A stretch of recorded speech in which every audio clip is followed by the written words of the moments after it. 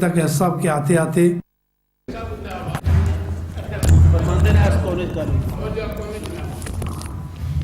ٹھیک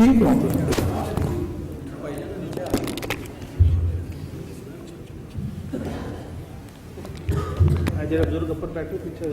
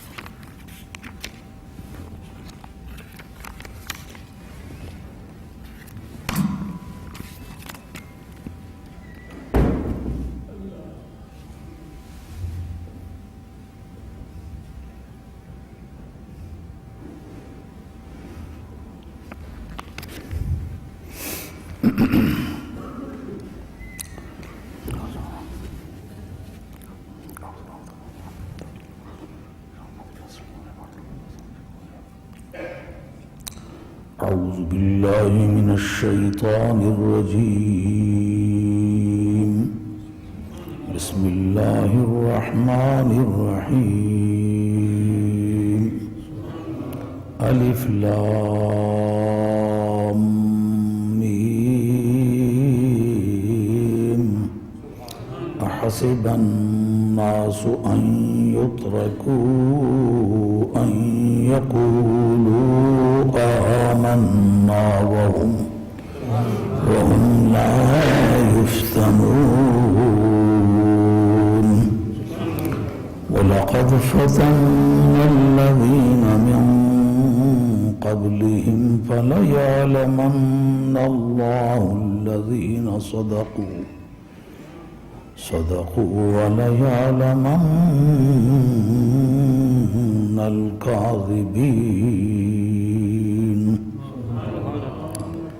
أم حسب الذين يعملون السيئات أن يسبقونا ساء ما يحكمون صدق الله مولانا العظيم وبلغنا رسوله النبي الكريم ونحن ولا ذلك من الشاهدين والشاكرين والحمد لله رب العالمين. حضرت حق جل وعلا شانہ وعز اسمہ وتم برہانہ ارشاد فرماتے ہیں الف لام میم حروف مقطعات میں سے ہے. اس کا جزم کے ساتھ کوئی معنی کرنا درست نہیں ہے، مگر یہ عقیدہ رکھنا کہ اس کو اللہ کے بغیر کوئی نہیں جانتا اہل علم کے نزدیک متنازع فی ہے. اہل حق کی اکثریت اس طرف ہے اللہ بھی جانتا ہے، اللہ والے بھی جانتے ہیں. بات میں عرض کرتا ہوں، احسب الناس، کیا لوگوں نے یہ گمان کر رکھا ہے کہ ان یترکوا، کہ انہیں چھوڑ دیا جائے یعنی ان کی نجات ہو جائے. ان یقولوا آمنا، یا بنظر حافظ یہ بتاویل مصدر مجرور ہے. ان کے یہ کہنے کی وجہ سے کہ ہم ایمان لے آئے، صرف اتنا کہہ دیں کہ ہم ایمان لے آئے جس پر انہیں چھوڑ دیا جائے. وَهُمْ لَا يُفْتَنُونَ، حال آنکہ انہیں آزمایا نہ جائے. وَلَقَدْ فَتَنَّا الَّذِينَ مِن قَبْلِهِمْ، اور البتہ تحقیق ہم نے ان لوگوں کو آزمایا جو ان سے پہلے تھے. اور فَلَيَعْلَمَنَّ اللَّهُ الَّذِينَ صَدَقُوا، یہ علم بمعنی اظہار ہے، اور یقیناً پروردگار عالم ان لوگوں کو ظاہر فرمائے گا جو سچے ہیں، یا علم مشاہدہ اللہ تبارک تعالیٰ ان کا ضرور عالم خارج میں مشاہدہ فرمائے گا کہ جنہوں نے سچ کہا یا سچ کیا، اور ضرور بضرور ان کو ظاہر کر دے گا۔ اس کا معنی عالم کے نزدیک ایک معنی اظہار ہے، یا علم المشاہدہ اللہ تبارک تعالیٰ عالم خارج میں ان کا مشاہدہ فرمائے گا کہ جو جھوٹے ہیں۔ ام حسب الذین یعلمون السیئات، کیا وہ لوگ گمان کرتے ہیں کہ جنہوں نے برے کام کیے کہ ان یسبقونا، کہ وہ ہمیں اوورٹیک کر جائیں گے، ہمیں پیچھے چھوڑ جائیں گے، وہ آگے نکل جائیں گے، ہم ان سے مواخذہ لینے کی پوزیشن میں نہیں ہوں گے؟ کیا ان کا یہ خیال ہے کہ ہمیں پیچھے چھوڑ جائیں گے؟ ساء ما یحکمون، کتنی بری سوچ ہے، کتنا برا فیصلہ ہے جو وہ کر رہے ہیں۔ من کان یرجو لقاء اللہ، جو آدمی اللہ سے ملاقات کی امید کرتا ہے، فإن اجل اللہ لآت، یقیناً اللہ کا مقرر کیا ہوا وقت آنے والا ہے، وہو السمیع العلیم، اور جو کچھ وہ اس وقت اظہار رائے کر رہے ہیں اللہ ان کو سن بھی رہا ہے، جو کچھ ان کے دلوں میں ہے اللہ اس کو جانتا بھی ہے۔ وَمَنْ جَاهَدَ فَإِنَّمَا يُجَاهِدُ لِنَفْسِهِ، جو آدمی جہاد کرتا ہے وہ اپنے آپ کے لیے جہاد کرتا ہے۔ إِنَّ اللَّهَ لَغَنِيٌّ عَنِ الْعَالَمِينَ، بلا شبہ اللہ تبارک و تعالیٰ عالمین سے بے نیاز ہے۔ وَالَّذِينَ آمَنُوا وَعَمِلُوا الصَّالِحَاتِ، جنہوں نے اچھے کام کیے، عقیدہ صحیح کر لیا، ایمان عقیدہ صحیحہ کا نام، وہ لوگ جو ایمان لائے سے مراد ہے وہ لوگ جن کے عقائد صحیح ہیں اور جن کے اعمال ٹھیک ہیں۔ لَنُكَفِّرَنَّ عَنْهُمْ سَيِّئَاتِهِمْ، یقیناً ہم ان کے گناہوں کو ان سے دور فرمائیں گے، ان کے گناہوں کا ان سے ازالہ فرمائیں گے۔ وَلَنَجْزِيَنَّهُمْ أَحْسَنَ الَّذِي كَانُوا يَعْمَلُونَ، اور جو کچھ وہ کرتے رہیں اس سے کہیں زیادہ بہتر ان کو جزا مرحمت فرمائیں گے۔ وَوَصَّيْنَا الْإِنسَانَ بِوَالِدَيْهِ حُسْنًا، اور ہم نے انسان کو اپنے والدین کے ساتھ اچھا سلوک کرنے کی تاکید فرمائی ہے۔ وَإِن جَاهَدَاكَ لِتُشْرِكَ بِي مَا لَيْسَ لَكَ بِهِ عِلْمٌ فَلَا تُطِعْهُمَا، اگر وہ دونوں مل کے تجھ سے یہ کوشش کریں کہ تو اس کو میرا شریک بنائے جس کا تجھے علم ہی نہیں ہے، تو پھر ان دونوں کی پیروی مت کر۔ اِلَيَّ مَرْجِعُكُمْ فَأُنَبِّئُكُمْ بِمَا كُنتُمْ تَعْمَلُونَ، اور میری ہی طرف تمہارا لوٹ کے آنا ہے اور میں تمہیں وہ باتیں بتاؤں گا جو تم کرتے چلے آئے ہو۔ وَالَّذِينَ آمَنُوا وَعَمِلُوا الصَّالِحَاتِ، وہ لوگ جنہوں نے اپنے عقائد درست کر لیے اور اپنے اعمال کی تصحیح کر لی، اچھے کام کیے، لَنُدْخِلَنَّهُمْ فِي الصَّالِحِينَ، ان کو ہم نیک لوگوں کے زمرے میں شمار کر لیں گے۔ وَمِنَ النَّاسِ مَنْ، کچھ لوگ ایسے ہیں یقول جو کہتے ہیں آمنا باللہ، ہم اللہ پہ ایمان لے آئے، فَإِذَا أُوذِيَ فِي اللَّهِ، جس وقت ان کو اللہ کے راستے میں اذیت دی جائے تو جعل فتنۃ الناس، تو وہ لوگوں کی طرف سے آنے والی آزمائش کو ایسا سمجھتے ہیں کہ عذاب اللہ، جیسا اللہ کی طرف سے عذاب آ گیا ہے۔ وَلَئِن جَاءَ نَصْرٌ مِّن رَّبِّكَ، اگر خدا تعالیٰ کی طرف سے کوئی مدد آ پہنچے تو لَيَقُولُنَّ، یقیناً یہ کہتے ہیں کہ اِنَّا كُنَّا مَعَكُمْ، کہ واقعی ہم تو تمہارے ساتھ تھے۔ أَوَلَيْسَ اللَّهُ بِعَالِمٍ بِمَا فِي صُدُورِ الْعَالَمِينَ، کہ اللہ تبارک و تعالیٰ اس سب کچھ کو بہتر طور پر نہیں جانتا جو کل عالم کے سینے میں ہے۔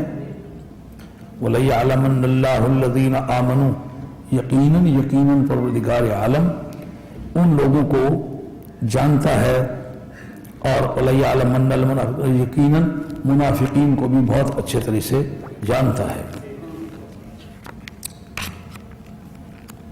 وَقَالَ الَّذِينَ كَفَرُوا، کافروں نے کہا لِلَّذِينَ آمَنُوا، ان لوگوں سے کہ ایمان والوں سے کہا کہ اتبعوا سبیلنا، تم ہمارے راستے کی پیروی کرو، وَلْنَحْمِلْ خَطَايَاكُمْ، اور ہمیں بھی چاہیے کہ تمہاری خطاؤں کو اپنے کندھوں پہ اٹھا لیں، وَمَا هُمْ بِحَامِلِينَ مِنْ خَطَايَاهُمْ مِنْ شَيْءٍ، وہ ان کی خطاؤں کے بارے میں کچھ بھی اٹھانے کی پوزیشن میں نہیں ہے، ان کی کوئی سی بھی خطا وہ اٹھا نہیں سکتے۔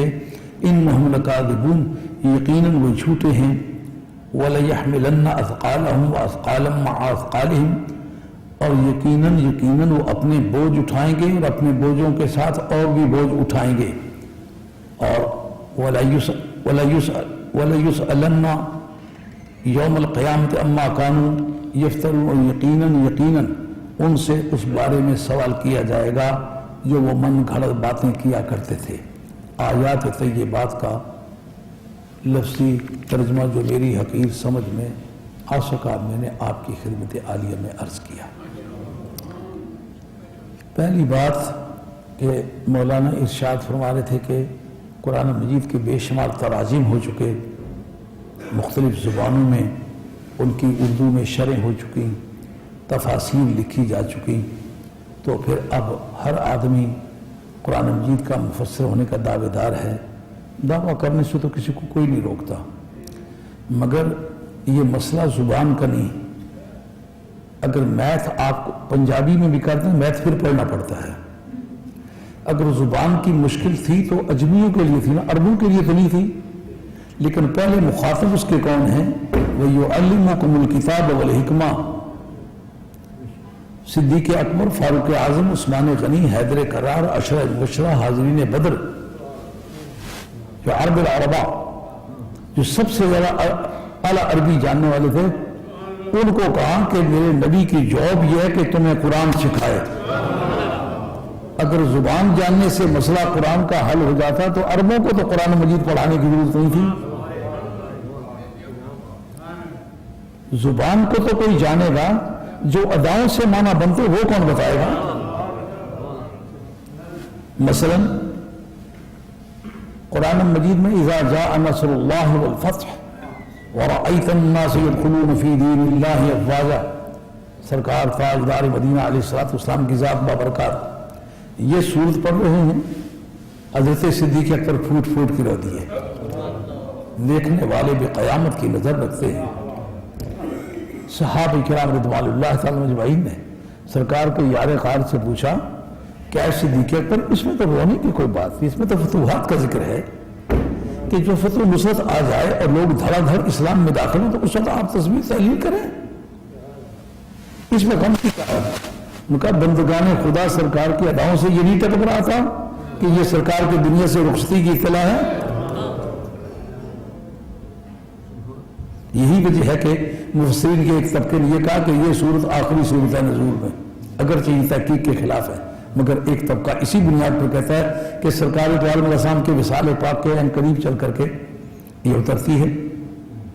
بہرحال حضرت صدیق اکبر رضی اللہ عنہ کی ذات پاک کا اس سے یہ استنباط کرنا یہ عربی زبان کا کارنامہ نہیں، یہ سرکار تاجدار مدینہ اسلام کی گرمی صحبت کا نتیجہ ہے۔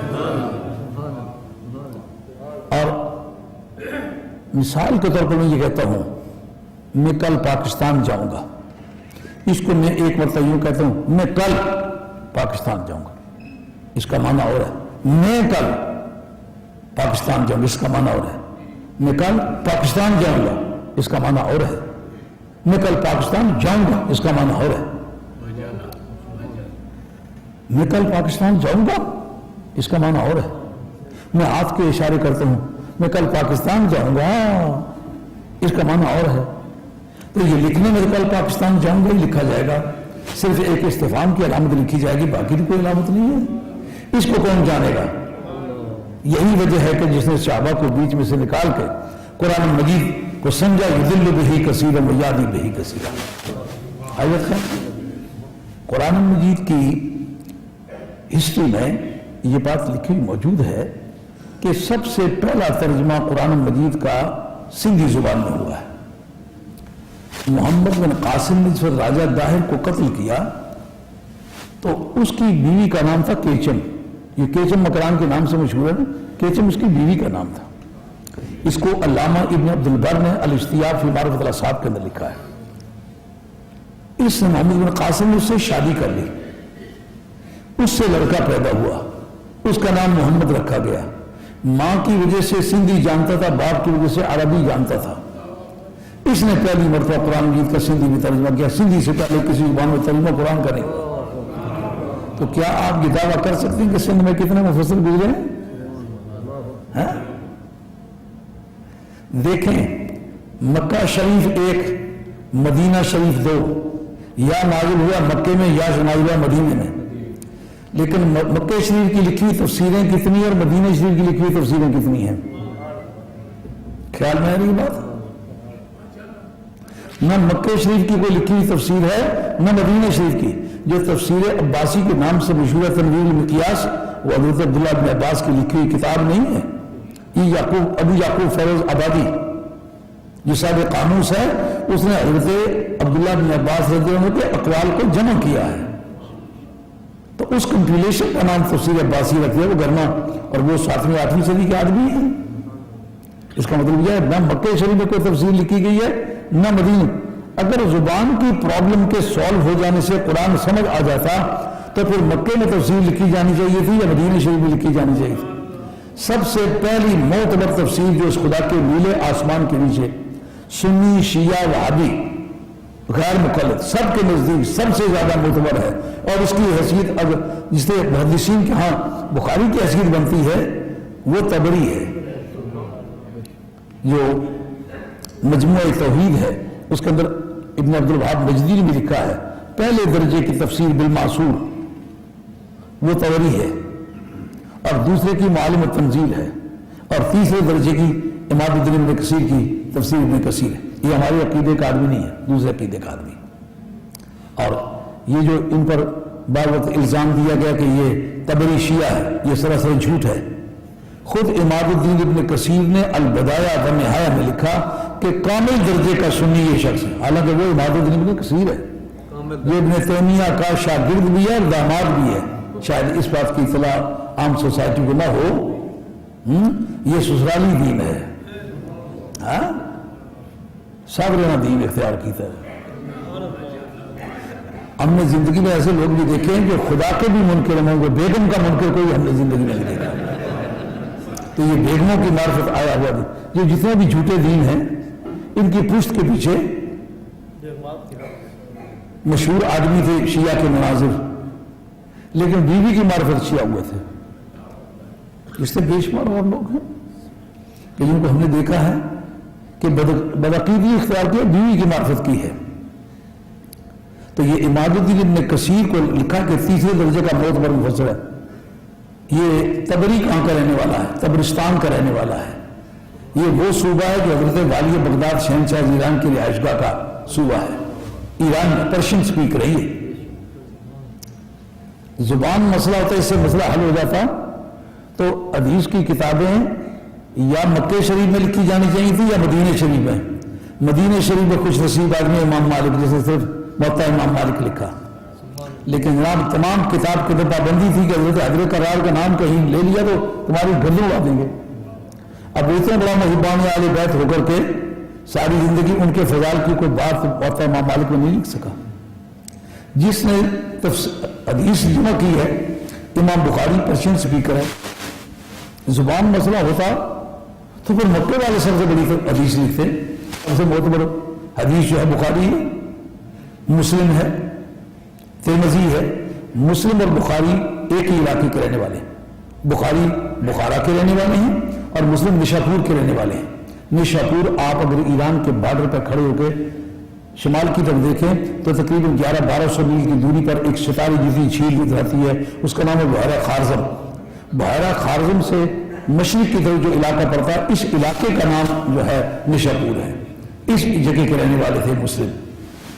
یہ مکے ہی کرنے والے عربی اسپیکر ہیں. جو امام ترمذی یہ جو افغانستان کا وہ بارڈر ہے جو ہندوستان یہ رشیا سے لگتا ہے, اور اس کی شکل جسے ذبح کی ہوئے بٹیر کی گردن ہوتی ہے, اس کے گلے کے جو لب جس کو کہتے ہیں, اس جگہ جو خان سا نظر آتا ہے نقشے پر, اس جگہ ترمذ ہے. امام ترمذی سے کے رہنے والے، وہ کون تھے؟ پرشین اسپیکر تھے۔ ابن ماجہ کون ہے؟ قزوین کے رہنے والے۔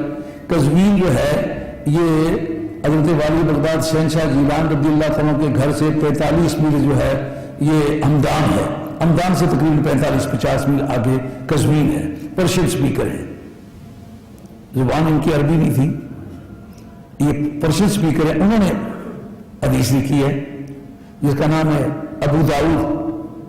اگر آپ ٹرائنگل بنائیں نا تو چشت شریف اور یہ گردیز شریف، جہاں وہ گردیز سادات جہاں سے آئے، اور سیستان، یہ سیستان ایران میں ہے، اصل میں وہ سگزستان ہے۔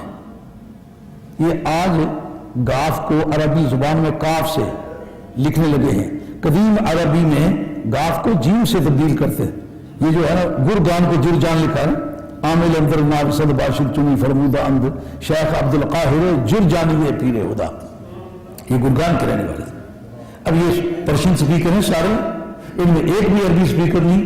اگر یہ سمجھے اردو میں ترجمہ کر دینے سے مفسر کو بن جاتا تو پھر عربی میں قرآن مجید اترا تھا، وہ عربوں کی جہالت ان سے اسی دن ظاہر ہو جاتی جس دن کہ قرآن اترا تھا، جس دن سرکار تاجدار مدینہ علیہ السلام کی ذات پاک نے اپنے زبان مبارک سے اس کا اعلان کیا تھا۔ قرآن مجید نے جب یہ کہا سیقول السفہاء من الناس، بہت سارے بیوقوف لوگ یہ کہیں گے، اس بیوقوف کا جو مدلول ہے وہ کون ہے؟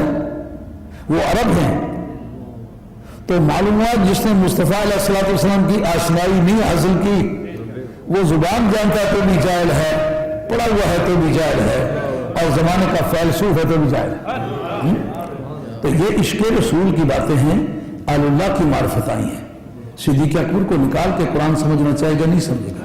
فاروق اعظم کو نکال کے قرآن سمجھنا چاہے گا، نہیں سمجھے گا۔ عثمان غنی کو چاہے گا نکالے گا تو نہیں سمجھے گا۔ حضرت مولا مرتضیٰ کو نکالے گا تو قرآن مجید نہیں سمجھے گا۔ ان سرکار کی ساری سنگتوں کو، سرکار کے سارے تعلقوں کو، سرکار کے سارے علاق کو مد نظر رکھ کے قرآن مجید کی تفسیر کرے گا تو پھر اسے قرآن مجید کی تفسیر سمجھ آئے گی۔ یہ جو میں نے کہا ہے کہ الف لام میم حروف مقطعات میں سے، اس پر گفتگو کرنے سے پہلے یہ عرض کرتا ہوں، یہ سورت میں جو آپ کے سامنے تلاوت کی، یہ سورہ عنکبوت ہے۔ اس کے اندر لفظ عنکبوت استعمال ہوا، اس وجہ سے اس کا نام عنکبوت ہے۔ یہ کہاں نازل ہوئی ہے؟ حضرت عبداللہ بن عباس رضی اللہ تعالیٰ کو قول ہے کہ یہ مکہ شریف میں نازل ہوئی ہے، شاہ بصری کا بھی قول ہے، عطا کا بھی قول ہے۔ انہی سے ایک دوسری روایت ہے یہ مدینہ شریف میں نازل ہوئی ہے۔ انہی سے ایک روایت ہے کہ اس کی پہلی 10 آیتیں یہ مدینہ شریف میں نازل ہوئی، باقی ساری مکہ شریف میں نازل ہوئی۔ جناب حیدر کرار کا قول ہے کہ یہ ساری کی ساری مدینہ طیبہ میں نازل ہوئی ہے۔ اس لیے ہمارے مفسرین یہ کہتے ہیں کہ جب تک کسی حدیث مرفوع کے ذریعے سے اس کا محل نزول ثابت نہ ہو تو آپ محل نزول کو استدلال کے موقع پر استعمال کرنے میں خامی کھائیں گے، اس لیے آپ احتیاط کریں۔ تو بے شمار آیات ہیں جن کا شان نزول پتہ ہی نہیں چل سکا، تو کیا ان سے استدلال درست ہے کہ نہیں؟ اگر شان نزول اس کے استدلال میں شامل ہوتا تو جب تک اس کا شان نزول پتہ نہیں چلتا وہ بات ہی نہیں بنتی۔ آگے کیا اب یہ مسئلہ کہ یہ حروف مقطعات میں سے اس کو اللہ کے بغیر کوئی جانتا ہے کہ نہیں؟ اصل میں اس کا مدار یہ آیت ہے کہ لا یعلم تاویلہ الا اللہ، اس پر وقف لا یعلم تاویلہ الا اللہ والراسخون فی العلم، ایک وقف اس سے کیا ہے۔ نحاس نے ایک کتاب لکھی ہے کتاب الاعراب، 1000 صفحے سے کچھ زیادہ کی، میرے کتب خانے میں موجود ہے۔ اس میں حضرت عبداللہ بن عباس جو ہیں وہ ہمیشہ وقف جو کیا کرتے تھے وہ والراسخون فی العلم پر کرتے تھے۔ اس کی تعویل کوئی نہیں جانتا سوائے اللہ کے اور راسخون فی العلم کے، یعنی علم کے جو اندر راسخ قدم ہیں وہ بھی مقطعات کے معنی جانتے ہیں۔ ان میں سے افراد میں بھی ان میں سے ایک ہوں جو مقطعات کے معنی جانتا ہے۔ یہ نحاس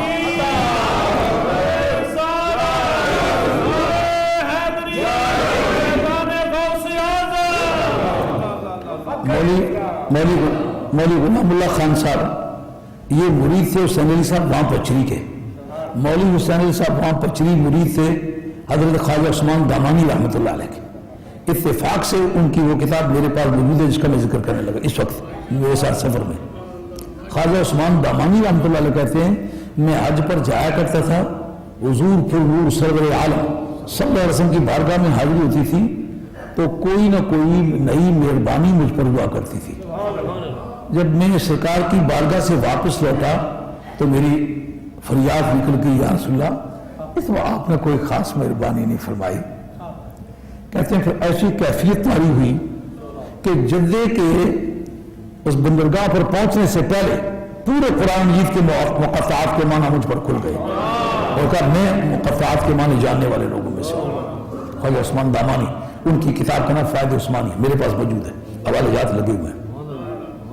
اس کا مطلب یہ ہے کہ دور حاضر کے لوگوں میں بھی اس بات کے دعوے دار اہل اللہ گزرے ہیں، اور وہ اتفاق سے مولوی غلام خان صاحب کے دادا مرشد ہیں، انہوں نے کہا ہے میں مقطعات کے معنی جانتا ہوں۔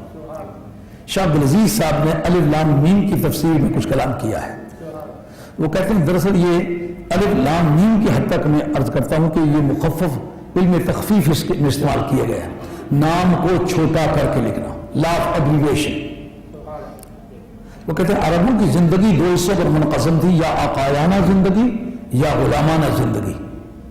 اگر کسی آقا کا نام چھوٹا کر کے لکھنا چاہیں تو اس کے نام کا پہلا حرف لیتے تھے، اگر کسی غلام کا نام تعبیر کرنا چاہیں اور چھوٹا کر کے لکھنا چاہیں تو اس کے نام کا آخری حرف لیتے تھے۔ اس مناسبت سے جب میں اس پر غور کرتا ہوں تو مجھے الف سے لگتا ہے اللہ مراد ہے، میم سے محمد رسول اللہ صلی اللہ علیہ وسلم مراد ہے، اور لام سے مراد جبریل لگتا ہے۔ کیوں؟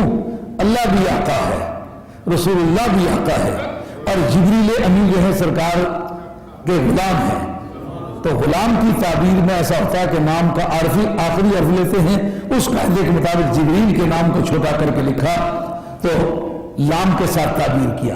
مراد کیا ٹھہری کہ چٹھی کے شروع میں بتایا ایڈریس، اس کی کیفیت، بھیجنے والا کون ہے اللہ، لانے والا کون ہے جبریل، آیا کس کے پاس ہے محمد رسول اللہ صلی اللہ علیہ وسلم۔ فن تفسیر میں سورت کی ابتدا اور سورت کی انتہا کو آپس میں وہی تعلق ہوتا ہے جو حسن ابتدا اور حسن ختام آپ کے علم بدی کے اندر جو بحث ہے، کہ کسی قادر الکلام متکلم کے کلام کو آپ دیکھنا چاہیں، دیکھیں کہ اس نے تقریر کے شروع میں کیا سینٹینسز بولے ہیں اور اس کے آخر میں کیا سینٹینسز بولے ہیں۔ بعض وقت اس کے خطبے میں اشارات جو ملتی ہیں، جس کو صنعت برات استحلال آپ کی بلاغی کہتے ہیں کہ اشارات ملتے ہیں، صنعت برات استحلال کو سمجھنے کے لیے آپ اس میں باتیں شروع کرتے وقت کوئی اس کی آگے چل کر آنے والی باتوں کی جھلکیاں ملنے لگے۔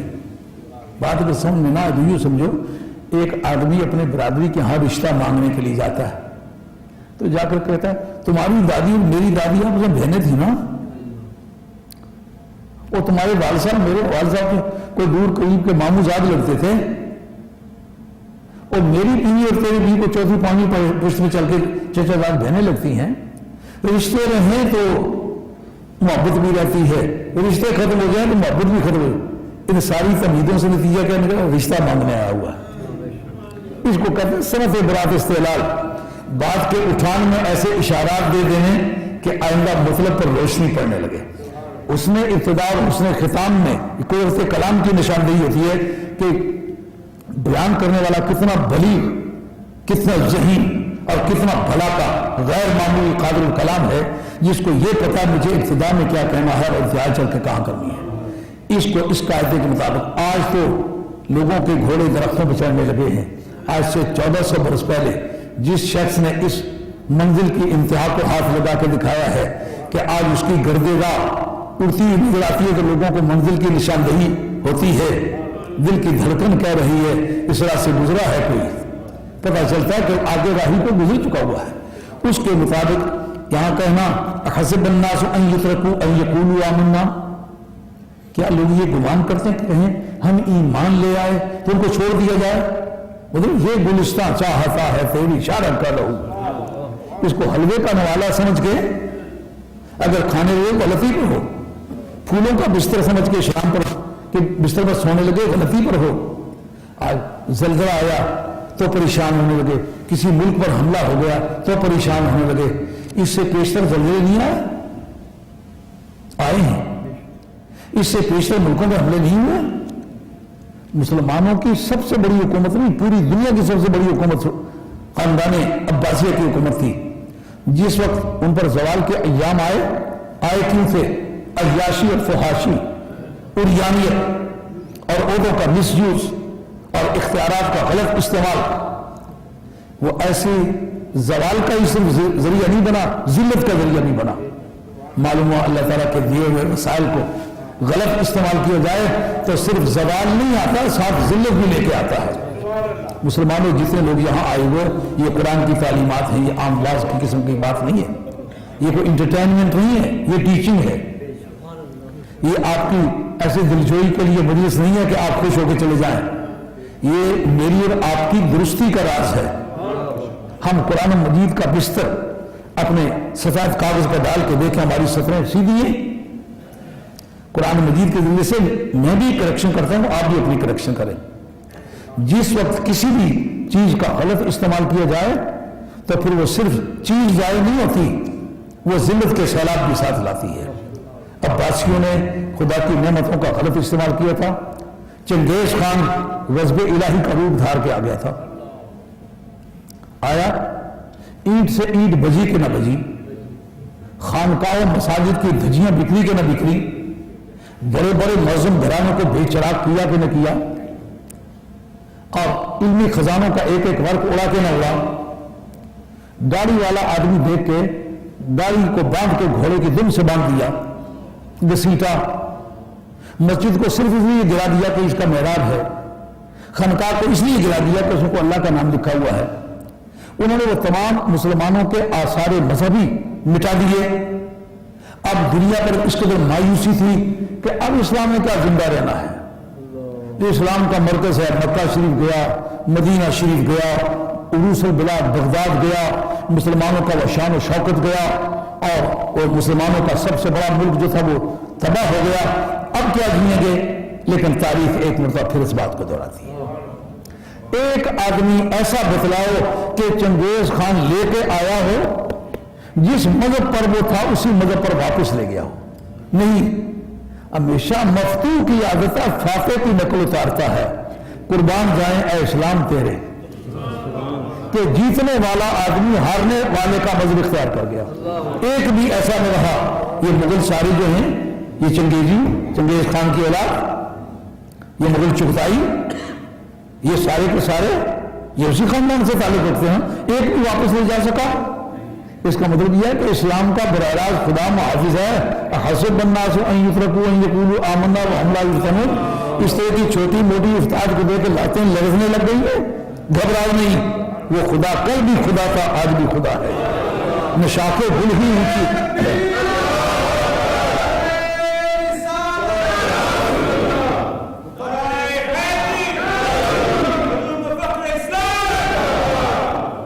یہ ملک جس میں آپ بیٹھے ہیں، گرجوں میں نعرہ تکبیر کی آواز گونجنے کا چانس تھا، اذانیں کہنے کا چانس تھا، گرجوں کے اندر بیٹھ کے قرآن مجید پڑھنے کا چانس تھا. یہ رنگ خدا نے بدلے ہیں نا، وہ خدا وہی خدا ہے. آج گر ہو ابراہیم کا ایمان پیدا تو آپ کر سکتی ہے انداز گلستہ پیدا. اس کو شروع کیا اس چیپٹر سے کہ مسلمانوں کلمہ پڑھنے کو نجات کے لیے کافی نہیں سمجھنا، بلکہ جیسا علامہ اقبال مرحوم کہتے ہیں، بگوین من مسلمانم بلرزم کہ دانم مشکلات لا الہ رہا. جب میں کلمہ پڑھتا ہوں تو زبر اندام ہو جاتا ہوں، اعصاب کا کپ کپی تاری ہو جاتی ہے، کیونکہ لا الہ الا اللہ محمد رسول اللہ کہنے کی ذمہ داری کو سمجھتا ہوں. حیدر خیال میں یہ جو موجودہ حالات ہیں، زلزلے آئے ہیں، ہمارے ملک ٹوپل ہوئے ہیں، تو لوگ اپنے طور پر گھبرانے لگے ہیں. کوئی تو سن جی کیا اسلام ہے، تم تراویحیں پڑھے، لوگ چاند پر جا رہے ہیں. ان کو تراویحیں چھوڑ کے چاند کی طرف جاؤ. علامہ مرحوم نے کبھی چاند کی طرف جانے کی کوشش دیکھی نا، تو علامہ مرحوم کہتے ہیں تو کارے زمینہ نکو ساختی کہ با آسمان نیز پر داختی. وہ زمین کے کاموں سے ہو گئے کہ آسمان پر جانے لگے ہو. گھبراؤ نہیں. مدینہ طیبہ کی کھجوروں کے نیچے بیٹھ کے جو اعلان ہوئے تھے وہ پورے ہوئے کہ نہیں ہوئے؟ جب سرکار نے فرمایا مسلمانوں مصر فتح کرو گے، مصریوں سے جبر نہیں کرنا، مسلم شریف کا حدیث ہے. اب جیسے آج کوئی بیٹھا ہوا کہے بلتستان کے علاقے میں کہ تو امریکہ فتح کرے گا لیکن امریکوں کے ساتھ سخت نہیں کریں. وہ کہہ رہا میرے پاس امریکہ جانے کا کرایہ نہیں, فتح کیا کروں گا. تو جو کھجوروں کے پیچھے بیٹھے ہیں, مسلم شریف کی حدیث کتاب الصلاۃ کے اندر آتی ہے, بخاری کے اندر حدیث موجود ہے, صحابی ایک دوسرے سے پوچھتے ہیں وہ تیرے پاس 2 چادریں ہوا کرتی تھی, یعنی ایک چادر ہوتی تھی, کرتا ہی جن کے پاس نہیں تھا, ٹوپی جن کے پاس نہیں تھی, جوتا ہی جن کے پاس نہیں تھا. کتاب التوحید کے اندر حدیث آتی ہے کہ سرکار وہاں یہاں کے مٹی کے ڈیرے جو ہیں اس کا ہر طرف گندی نہ کیا کرو, دوسرے مسلمان کو ضرورت پڑے گی. یعنی مٹی کے ڈیلوں کے استعمال میں بھی دقتیں تھیں. بیرے ڈواں جن حالات میں خریدا گیا, پانی مسلمانوں کو دستیاب نہیں ہو رہا تھا, پانی کی دقتیں, کپڑے کی دقتیں, خوراک کی دقتیں, پوشاک کی دقتیں, رہائش کی دقتیں, ان کو یہ کہنا مصر فتح کرے سختی نہیں کرنا.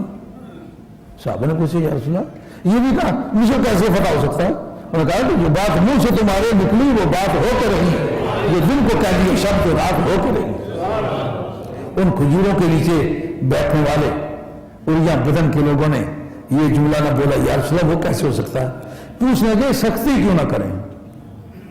لجپالوں کی عادت دیکھی, فرمایا میری دادی کا میکا وطن ہے. وہ میکا وطن ہوا کیا؟ کہا میری دادی کو اذیت ہوگی. سنیو جو یہ عقیدہ رکھتے آپ سے بھائی لڑنے لگے, آج 2-10 لوگ کہے وہ کیوں آپ کی قبر کو ستاتے ہو؟ لوگ سمجھتے ہیں یہ محمد جملہ بول دیا ہے. محمد جملہ نہیں, سرکار فرماتے ہیں مصریوں سے سختی نہ کرنا, میری دادی کو اذیت پہنچے گی. اندازہ ہوا نبی پاک علیہ السلام کی قرابت داری کا لحاظ کتنا کرنا ہے. کئی ہزار برس گزر چکے ہیں, تو اب وہ ہوں گے مصر میں, اور جناب سیدہ کا مزار پاک ہے مکہ شریف میں, درمیان میں فلک بوز پہاڑ ہیں. اگر کسی کو یہ پتہ نہ ہو کہ وہ کون کس حالت میں ہے تو ان کو اذیت کس طرح ہو؟ معلوم ہوا کہ عالم اللہ کے سامنے دیوار کے پیچھے جاننے کی کیا بحث ہے, پہاڑوں کے پیچھے لے جانتے ہیں. اور مصر فتح ہوا نہیں ہوا؟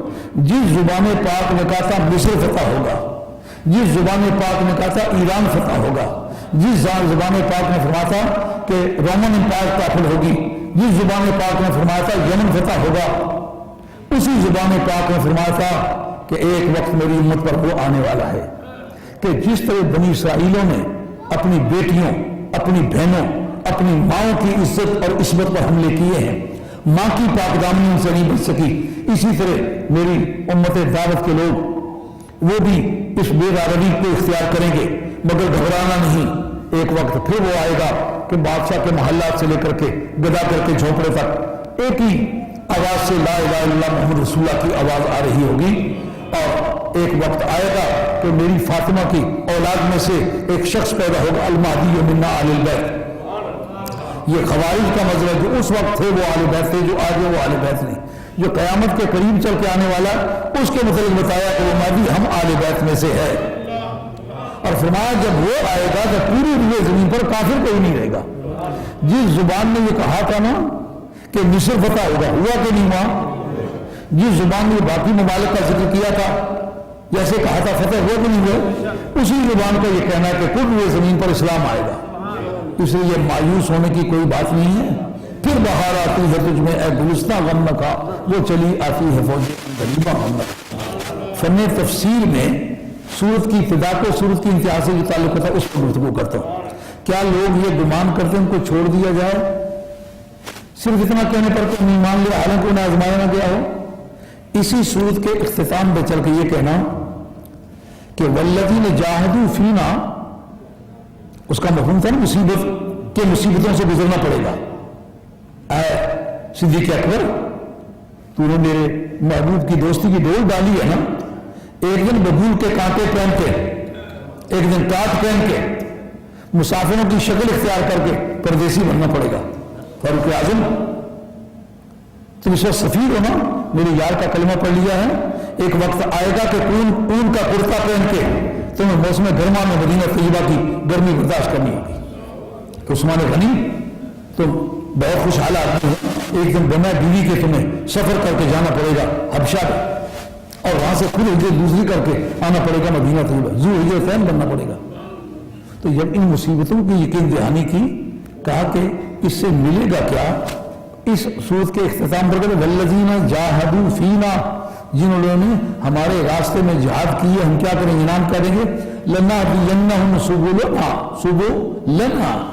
ان کو ہم اپنے راستوں کی ہدایت عطا فرمائیں گے، یہ انعام ہوگا۔ کیا مطلب نکلا؟ تو جب ایمان وہ پہلے لے آئے، عقیدہ انہوں نے پہلے صحیح کر لیا، اس کے بعد اعمال انہوں نے ٹھیک کر لیے، آزمائشوں سے وہ گزر بیٹھے، اب کیا رہ گیا ہدایت کا؟ ایک بزرگ تقریر کرنے لگے، کہنے لگے کہ وَيُطَهِّرَكُمْ تَطْهِيرًا کا جو لفظ بولا گیا، معلوم ہے پہلے اہل بیت ناپاک تھے تو ان کو پاک کیا، اپنا کرتا اس سے بتانے لگے، یہ میرا کرتا، وہ تقریر میں نے خود سنی ہے، اسے کرتا بتاؤں کہ میں کہتا ہوں یہ میرا کرتا پاک کر کھلا، کہتے ہیں یہ پلید ہے، ان کا پلید تو نہیں ہے لیکن پاک کر کھلا، ان کا جب ناپاک ہے ہی نہیں تو پھر اس کو پاک کیا کریں؟ اگر اہل بیت پہلے پلید نہیں تھے تو ان کو پاک کس نے کیوں کیا؟ سوال سمجھ میں ہے؟ اور یاد رکھیں آل محمد کا یا آل بیت کا پہلا اطلاق سرکار پر آتا ہے، بخاری کا متن ہے انا آل محمد، ہم آل محمد ہیں، لا ناکل الصدقہ، کتاب الزکات کی آخری حدیث سے پہلی حدیث ہے، ہم جو آل محمد، ہم کو کہا متکلم کا سیگا ہے، جب متکلم کا سیگا ہو فعل کا اسناد جو ہے اس متکلم سمیت ہوتا ہے یا اس کے بغیر ہوتا ہے؟ ہاں، ضابطے کے مطابق سرکار پہلے آل محمد ہے، پہلے آل البیت ہے، تو پھر یہ کہنا، وہ کہتے ہیں اس کی تفسیر یہ ہے کہ آل بیت کے دماغوں میں تکبر کے بت تھے، رب نے ان کو نکالنا چاہا، معاذ اللہ ثم عیاذ باللہ۔ اس کے پہلے مخاطب جو ہیں وہ تو سرکار ہیں، حسن و حسین ہیں، خاتون جنت ہیں، مولا مرتضیٰ ہے، ابھی شان نزول پر بات ہو چکی ہے، لیکن شان نزول اگر ثابت ہو جائے تو علامہ بدر الدین زرکشی کتاب البرہان فی علوم القرآن اس کے اندر کہتے ہیں اجماع امت کے ذریعے سے بھی اس مفہوم اور اس اطلاق سے شان نزول کو خارج نہیں کیا جا سکتا۔ اب ثابت ہے کہ ساری امت بھی اکٹھی ہو جائے اس مفہوم سے تجاوز کرنا چاہے تو نہیں کر سکتی، ان کو خارج کرنا چاہے نہیں کر سکتی۔ اچھا وہ کہتے ہیں اگر وہ پاک پہلے سے تھے تو وہ پاک کرنے کا مطلب کیا؟ سوال سمجھ میں نہیں آیا؟ اس کا جواب یہ ہے، یہ آپ کی بیزاوی میں متن کے اندر بھی اس کا ذکر کیا اہدنا الصراط المستقیم کے تحت کہ سرکار دو عالم کے سامنے جو تو کھڑے نماز پڑھ رہے ہوتے تھے تو یہ فرماتے تھے نا اہدنا الصراط المستقیم، مولا کریم مجھے سیدھا راستہ دکھا۔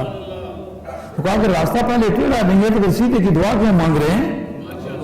انہوں نے کہا یہ تحصیل حاصل ہے، کہا ارتقاء ممکن نہ ہو تو تحصیل حاصل لازم آیا کرتی ہے، ارتقاء ممکن ہے، ترقی ممکن ہے، ہاں۔ اس لیے قرآن کا یہ کہنا والذین جاہدوا فینا لنہدینہم سبلنا، جنہوں نے ہمارے راستے میں جہاد کیے ہم ان کو ہدایت عطا فرمائیں گے۔ تو اس جگہ علامہ بزاوی اہدنا الصراط المستقیم کا جواب اسی آیت کے ذریعے سے مہیا کرتے ہیں، کہتے ہیں کہ وہ ایمان پہلے لا چکے، اعمال صالحہ پہلے کر چکے، آزمائشوں سے پہلے گزر چکے، اب ان کے لیے ہدایت کیا باقی رہ گئی ہے؟ کہ ستاروں سے آگے جہاں اور بھی ہے، ابھی عشق کے امتحان اور آئے بات سمجھیں، یہ طہارت کے جس درجے پر آل بیت پہنچے ہوئے تھے اس میں ارتقاء مراد تھا۔ بات خیال میں آ گئی ہے؟ یہ بات ہے۔ اب اس جگہ پروردگار کا یہ کہنا کہ تمہیں مصیبتوں میں ڈالوں گا، لیکن مصیبتوں میں پڑنے کا نقصان کیا ہے؟ بات دھیان کریں گے آپ، کافی توجہ کریں گے تو ایک جملہ بولنا چاہتا ہوں، امتحان ہمیشہ اس کا لیا جایا کرتا ہے جس کی کلاس بدلنی ہو۔ ذہین مائیں یہ کہتی ہے مولا کریم امتحانی کو ٹال دے۔ جس تاریخ حضرت امام جنت مقام کی شہادت گاہ کی مٹی سرکار کی بارگاہ میں پیش کی گئی، اس سرکار نے حضرت مسلمہ کے حوالے کی کہ یہ مٹی پاس رکھ لے، یہ کیوں نہ فرمایا مولا کریم اس مصیبت کو ٹال دے؟ ان کا دراصل اس خاک و خون میں لتھڑ جانے سے جو حسین کی قیمت بنے گی وہ اسی طرح بن سکتی ہے اور کوئی دوسرا راستہ نہیں جاتا۔ جس خدا نے حضرت یوسف علیہ السلام کو مصر کا تاج و تخت عطا کرنا تھا اس یوسف علیہ السلام کو کنویں میں گروانے کی کیا ضرورت تھی؟ آپ کا جیلم کا جوگی، یہ کسی پرانے زمانے میں علی گڑھ کے ایم اے تھے، یہ درویش آدمی تھے، بڑا لائق ہے، کہنا کھووں کڈ کے مصر دا فاغ دیندا کھووں کڈ کے مصر دا فاغ دیندا گلا کی پھر دکھ آزار تے بھی دکھ چل تے منہ نہ بول بندہ حرف آ جائی متے یار تے بھی اکو تور مقام نہیں گفتگو دا سودا جڑ جاندہ کدے دار تے بھی یہی بات رومی کشمیر میں کہی ہے آج کو 4-5 دن میرے پاس ایک کتاب اس کے اوپر لکھا رومی کشمیر آپ کو یاد ہے آج کو 20 برس پہلے یا ایسے بھی کچھ زیادہ عرصہ ہوتا ہوگا انٹرنیشنل کانفرنس میں میں نے میاں صاحب کا نام دیا کوئی شاعر بار بار کہے مجھے گران گزرا تو میں نے کہا جس کو یہ شاعر کہتے ہیں وہ رومی کشمیر ہے وہ عارف ہے اس کا نام رومی کشمیر ہے پھر عام بول چال میں استعمال میں کسی نے کتاب لکھوائی ہے وہ وقت نہیں سکا لیکن آج دیکھ کے طبیعت خوش ہوئی کہ میاں صاحب رحمۃ اللہ علیہ کو اسی طرح تسلیم کر لیا گیا جیسے میری زبان سے کبھی نکلا تھا تو رومی کشمیر کا کہنا ہے سپا اندر مانک موتی مدت قید کراندہ قیدوں کد نوازے انہا بہتا مل فراندہ آپ کہیں گے شیروں پر گزارا چلاتا ہے قرآن مجید نے مصائب کو معیار مرتبہ قرار دیا ہے یہ ایک بحث ہے علم عقیدہ کے اندر کہ کس نبی کا درجہ کتنا ہے کس رسول کا درجہ کتنا ہے کس صحابی کا درجہ کتنا ہے قرآن کہتا ہے لا یستوی منکم من انفق من قبل الفتح وقاتل جنہوں نے مکہ فتح ہونے سے پہلے جانیں بھی خرچ کی ہیں نا مال بھی خرچ کیے ہیں ان کا مقابلہ آنے والی نسلیں کبھی نہیں کر سکتی کیوں مصیبت کے جس ترازو پر وہ تل پائے ہیں اس مصیبت کے کانٹے پہ چلنا کسی کے بس کا روگ نہیں اس لیے اس مرتبے کا خواب و خیال کسی کو نہیں آنا چاہیے حضرت صدیق اکبر زندگی اول سے آخر تک فضائل سے بھرپور ہے کبھی لیکن جو سیدنا عائشہ رضی اللہ تعالیٰ نے پوچھا تھا کہ آپ کی امت میں سے سب سے زیادہ نیکی کس کی ہیں آپ نے عمر کی انہوں نے کہا میں تو سمجھتی میرے ابا جی کا نام لیں گے انہوں نے کہا تیرے ابی کی کیا بات ہے وہ جو غار والی رات میرے ساتھ مل کے گزاری ہے نا ایک اکیلی وہ رات پوری امت کے اعمال ایک ترازو پر ہوں وہ ایک رات بھاری ہے پوچھو اس رات کا روپ نماز ہے اس رات کا لباس حج ہے اس رات کا زیب و زینت آرائش و پیرائش کا بندوبست صدقہ خیرات ہے کہ نہیں اس کا دراصل اپنے محبوب کی بارگاہ میں اپنی اشارت کا لہو پیش کرنا ہے ادھر سانپ کاٹنے کو آیا ہوا ہے ادھر تلواریں خون پینے کو آئی ہوئی ہیں دونوں موتوں کے درمیان بیٹھ کے سرکار کی رسم وفا ادا کی ہے تو معلوم ہے جو مصیبت کی قیمت ہے نا وہ باقی عبادات کی قیمت نہیں ہے آئی بات سمجھ میں تو آج جن حالات میں سے مسلمانوں گزر رہے ہو وہ خدا جس نے پہلوں کو مرتبے دیے وہ آج بھی مرتبے دینے پہ قادر ہے ثابت قدم رہو اب اگر ٹانگیں کانپنے لگ جائیں تو پھر آپ کے قرآن سے بے خبری ہوگی اس صورت کی ابتدا کن حالات میں ہے انتہا کن حالات میں ہے فرمایا کہ مصیبتوں میں ڈالیں گے تو صحیح لیکن منزل تمہارے سامنے کھل کے آ جائے گی کوئی منزل کے لیے چلیں گے اور کے لیے منزل چل کے آئے گی لنہدینہم سبلنا ہم ان کو اپنے راستے کی خود رہنمائی فرمائیں سمجھ میں آیا کہ اس نے ابتدا کس طرح اور اس نے ختام کیسے ہے یہ فن تفسیر کا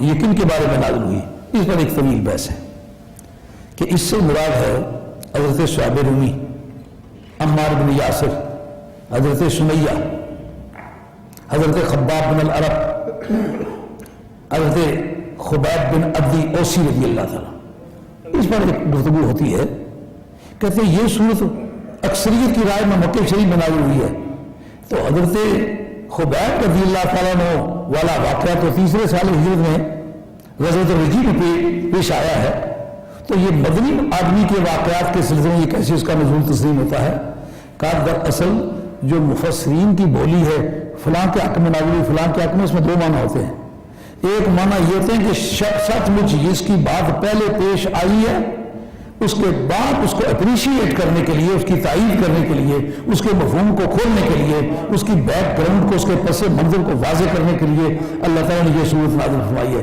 اور آئندہ لوگوں کے لیے تعلیم چھوڑی ہے اور ایک اس کا معنی یہ ہے جو اس کا مضمون ہے نا یہ فلاں پر بھی صادق آتا ہے فلاں پر بھی صادق آتا ہے اس کے لیے بھی مفسرین یہ لوگ بول جاتے ہیں یہ فلاں کے حق میں نازل ہوئی ہے تو اس کا یہ مطلب نہیں ہوتا کہ شان نزول اس کا وہ ہے تو وہی معنی ان کا شان نزول خبیب بن عدی رضی اللہ تعالیٰ نہیں ہے، بلکہ یہ ان پر بھی صادق آتی ہے۔ یہ جن کا ذکر کیا کہ حضرت عمار ابن یاسر رضی اللہ کی شان میں نازل ہوئی۔ عمار بن یاسر جو ہیں یہ حضرت یاسر کے صاحبزادے ہیں، جو اسماء الرجال کی کتابیں ہیں انہوں نے اس پر گفتگو کی ہے۔ یاسر جو ہے ان کا ایک بھائی کھو گیا تھا مکہ شریف میں، اس کی تلاش کے لیے حارث، مالک اور یاسر تینوں بھائی آئے، تو اس کی تلاش میں کافی محنت کی لیکن کچھ نتیجہ نہیں نکلا۔ باقی دونوں بھائی مایوس ہو کے واپس چلے گئے اور حضرت یاسر نے کہا میں یہیں ٹھہروں گا، مجھے یہ شہر پسند آ گیا، وہ وہاں ٹھہر گئے۔ تو وہاں کے ایک مشرک نے ان کو اپنا حلیف بنا لیا، اور غالباً ابو حذیفہ اس کا نام ہے، تو اس نے اپنی قمیض کے ساتھ ان کی شادی کر دی۔ اس وقت حضرت یاسر پیدا ہوئے۔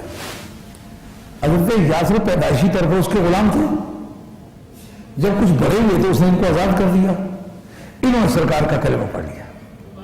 اب جو باقی لوگ اپنے گھر بار والے تھے، قبیلے والے تھے، بازو والے تھے، کلمہ پڑھنے کے باوجود ان کو ٹارچر کرنا، ان کو اذیت پہنچانا ممکن نہیں تھا، لیکن جو غریب، مسکین، دکھیا انسان وہ کلمہ پڑھ لیتے تو لوگ پھر اپنے اثر و رسوخ کے ذریعے سے ان کو دکھ پہنچاتے۔ ان کو جناب مکے کے لوگوں نے اذیت پہنچانا شروع کر دی، حتیٰ کہ پہلی مرتبہ ابراہیم علیہ السلام کے بعد جس کے لیے آگ کا انبار تیار کیا گیا وہ حضرت یاسر ہے، حضرت عمار بن یاسر۔ اور اس کے مطلب ولی الدین تبریزی نے اکمال فی اسماء الرجال کے میں لکھا، کہتے ہیں جس وقت ان کو آگ میں ڈالتے تو اس وقت ان کا دل فریاد کرتا سرکار اگر تشریف لے آئیں، یہ نہیں کہ میری آگ بجھائیں، بجرم عشق تو امی کشند غوغائست۔ ان کو پتا ہے کہ اس سے ڈویژن بنتی ہے، اس سے بات ملتے ہیں۔ بچے کے لیے سب جاگنا کتنا آسان ہو جاتا ہے جب پتہ چلتا ہے میری ڈویژن بدلنے والی ہے، کہتا ہے حجامت نہیں بناؤ، ناخن نہیں اتاروں گا، امی ابھی روٹی کو دل نہیں چاہتا، بھوک لگی ہوئی ہے، کہتا ہے روٹی کو دل نہیں چاہتا، یہ گیس لگائے ہیں استاد نے تیار کروں۔ جس کو یہ یقین ہے کہ میری ڈویژن کا دار و مدار اس پر ہے، وہ اپنے آپ کو مشقتوں میں ڈالتا ہے۔ یہ غسل بحر من طلب العالی ومن طلب العلا صار العالی۔ جو موتیوں کے طلبگار ہوتے ہیں نا وہ اپنے آپ کو سمندروں کی گہرائیوں میں لے جاتے ہیں اور سمندری درندوں کے خطرے کو وہ قبول کرتے ہیں۔ اب وہ صحابی رسول ہے، یہ نہیں کہتا کہ سرکار مجھے چھڑانے کے لیے کسی لائے، بجر میں عشق تو امی کشند و غوغائست، تو نیز برسر بام آ کے خوش تماشا است۔ اور پیارے کوئی جرم نہیں کیا، تیری محبت کا مجرم ہوں اور مجھے اس وقت جلایا جا رہا ہے۔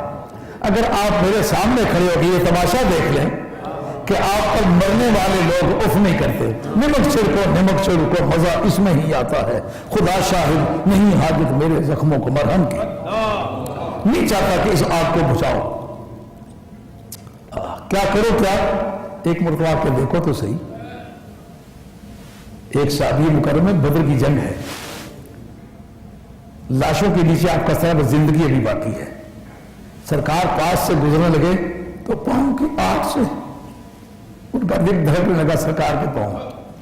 کیسا وہ خوش نصیب انسان ہوا ہوگا، ماں پاؤں کی آہٹ سے صحیح طور پر فیصلہ نہیں کر سکتی، میرے بیٹے کے قدموں کی آواز ہے، مگر سرکار کا غلام ہے، وہ یہ واضح کرنا چاہتا ہے ماں کو اپنے بیٹے سے وہ پیار کہاں جو سرکار کے صحابی کو سرکار کی ذات سے پیار ہے۔ اس لیے یہ صحابہ کو سمجھنا یہ کوئی فالتو قوم ہے نہیں، آج جو ہم تک اسلام پہنچائی ہے کارنامہ ہے اللہ کے پاک بندوں کا۔ آل بیت بھی ہے اور صحابہ بھی ہیں، صحابہ ہیں، ان کی معرفت ہم تک دین پہنچا ہے۔ ایک سازش ہے، جس وقت کے پہلے گواہ جھوٹے ثابت ہو جائیں پچھلے گواہوں کی قیمت کیا رہ جاتی ہے؟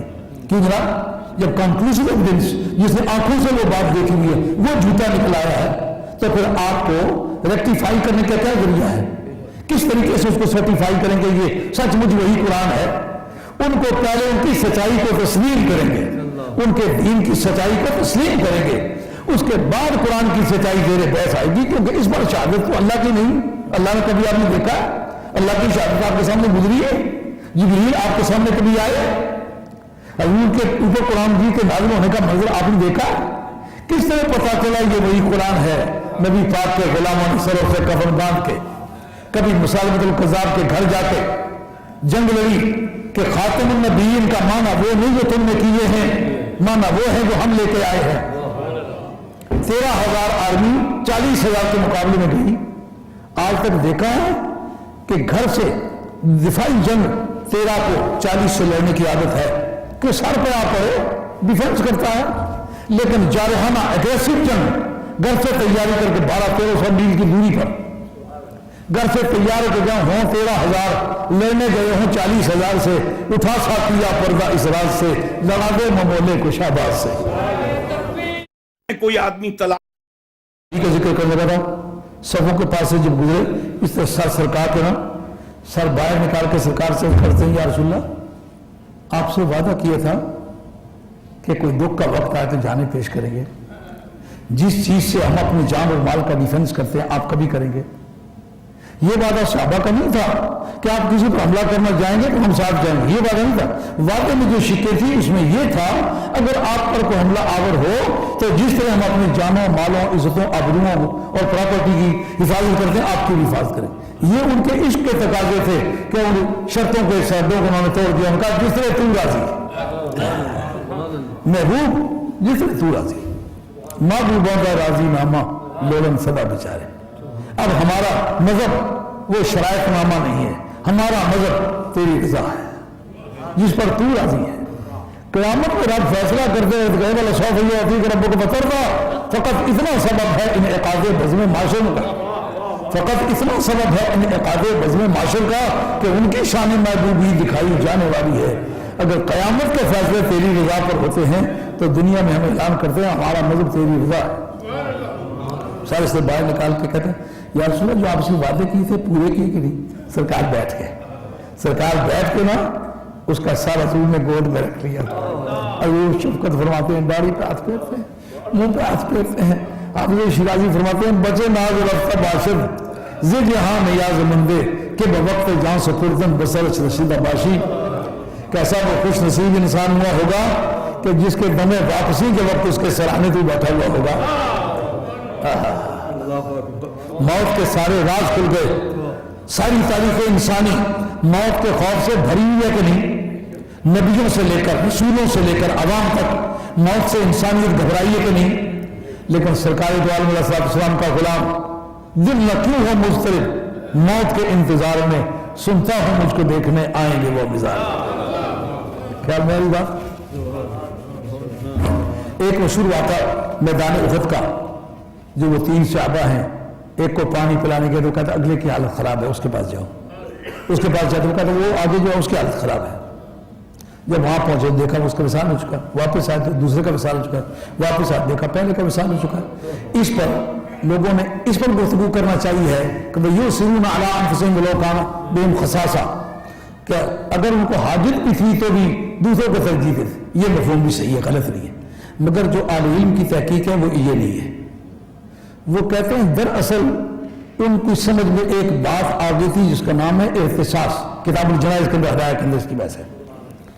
ارتصاص اس بات کا نام ہے کہ کوئی ہلاکت خیز زخم لگ چکے ہیں، زخم ہائکاری جو موت کا موجب ہے، اگر ان زخموں کے لگنے کے بعد اس کو اٹھا کے اسپتال میں لے جایا گیا، اس کی جان بچانے کے لیے تدبیر کی گئی، اس کو کوئی دوائی دی گئی، اس کو کوئی خوراک دی گئی کہ اس کی زندگی بڑھے، اس کی یہ تکلیف دور ہو، اس کو اس تکلیف میں تخفیف ہو، اس حالت میں اگر وہ مر جائے تو حقیقتاً تو وہ شہید ہے، حکماً وہ شہید نہیں ہے۔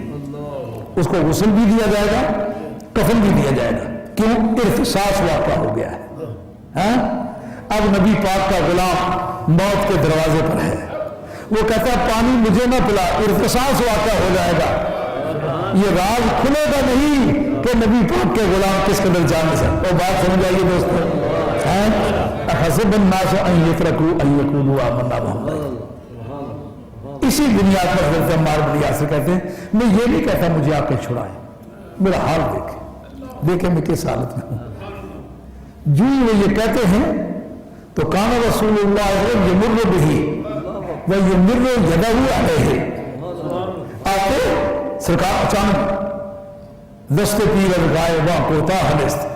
रूमी कहते हैं जिसका रब से ताल्लुक है, अगर वो पीर है ना तो दस्ते पीर गाय वहाँ कोता हनिस्त, फरियाद ये करता है पहुंचने वाला मौके पर आ जाता है। जैसा हजरत बहाउद्दीन नक्शबंदी शहनशाह नक्शबंद आपकी खादिमा को दिल्ली के शाही मीनार से नीचे गिराया गया किसी इल्जाम की बुनियाद पर। उन्होंने कहा मेरे पास तो और मेरा कोई जरिया नहीं, ऐ शाह नक्शबंद, ऐ सैयद बहाउद्दीन नक्शबंदी शहनशाह बुखारा, तेरी बारगाह में फरियाद करती हूँ। जब नीचे पहुंची तो देखा चादर बिछी हुई है, एक बुजुर्ग दोनों तरफ से उसके पल्लू पकड़े हुए, चादर ने उसको थाम लिया, पूछा अब कौन है? उनका मैं जिसको पुकारा वो हूं, मैं सैयद बहाउद्दीन नक्शबंद शहनशाह बुखारा हूं।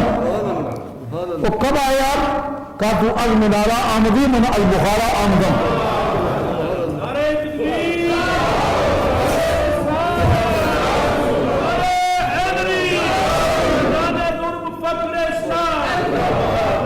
सरकार ताजदारी मदीना से नागा आज निकलते और लेकर के उसके बदन पे हाथ फेरते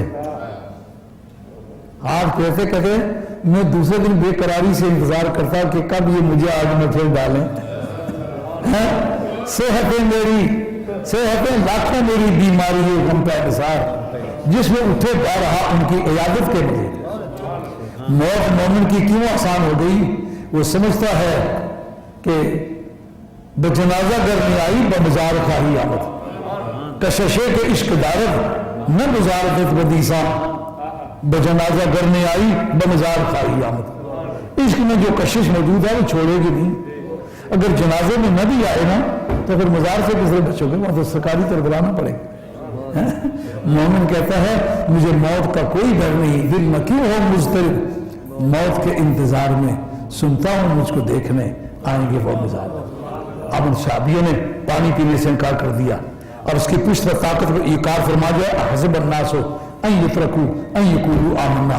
फिर रब ने जो वादा किया था अल्लज़ीना जाहदू फीना लनाहदियन्नहुम सुबुलना, जो हमारे रास्ते में साबित कदम रहेंगे और जिहाद की दौड़ में पीछे नहीं रहेंगे, हम फिर मंजिल मकसूद की निशानदेही करने की हम जिम्मेदारी कबूल करते हैं।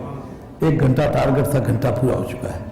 माजरत खा हूँ, मैं जब लंदन से चला तो मेरी किसी मुखलिसा ने, अपनी मुरीदनी है, उसने कोई यखनी बना के भेजी, लेकिन नमक उसमें इतना डाला कि अल्लाह ही अल्लाह है। अब वो मैं साथियों से बातें कर रहा था, मैं ध्यान नहीं किया, वो मैंने खा ली। कुछ लोग दम कराने के लिए आए थे मुख्तलिफ जगहों से, कोई बीमार थे, कोई कुछ। वो सैयदों का डेरा चिड़िया घर होता है, 10 चिड़ियाँ आके बैठती हैं, 20 उड़ती है।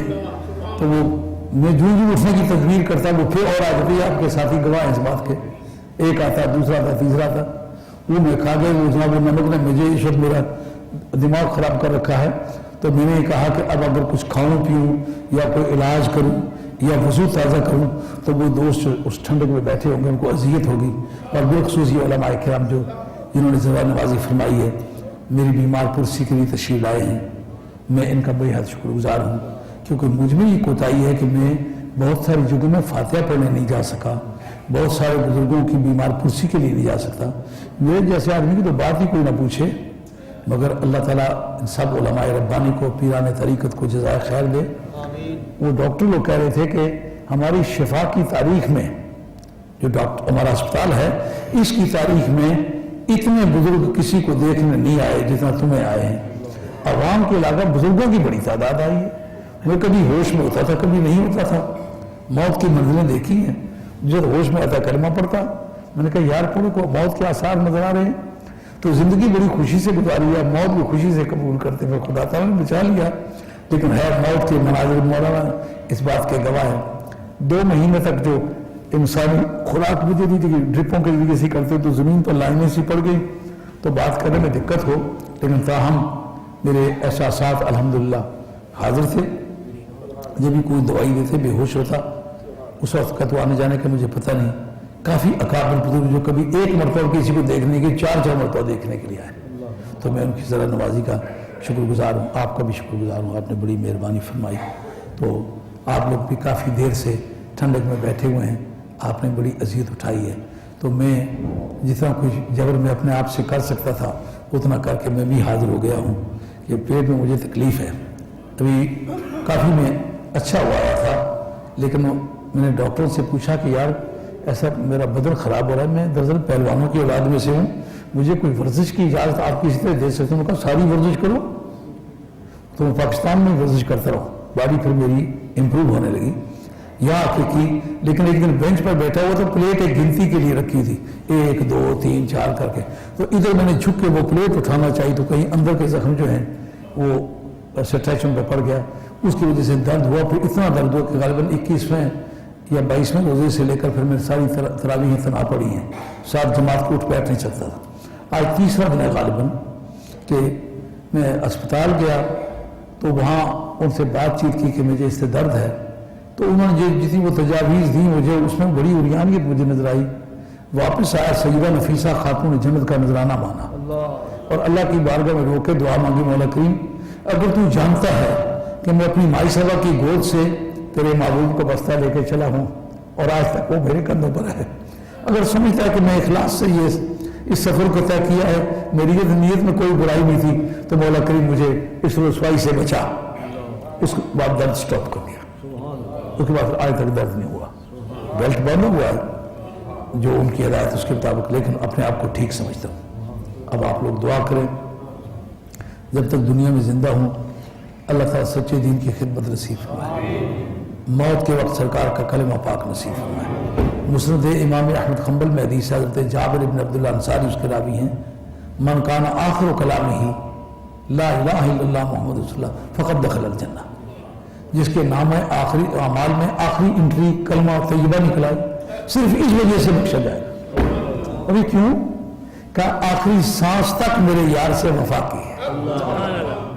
آخری وقت کا کلمہ بڑی دولت ہے. تو آپ سے یہ توقع کرتا ہوں کہ آپ دعا فرمائیے. اور اس کے بعد میں وہ اپنی یونیورسٹی کے کام کو کچھ دیر ابھی کرنے والا تھا, وہ میں نے آپریشن بھی نہیں ہوا تھا تو پیسے دوستوں کے حوالے کیے. میں نے کہا اللہ کا نام کے لے کے وہ یونیورسٹی کا کام شروع کر دو.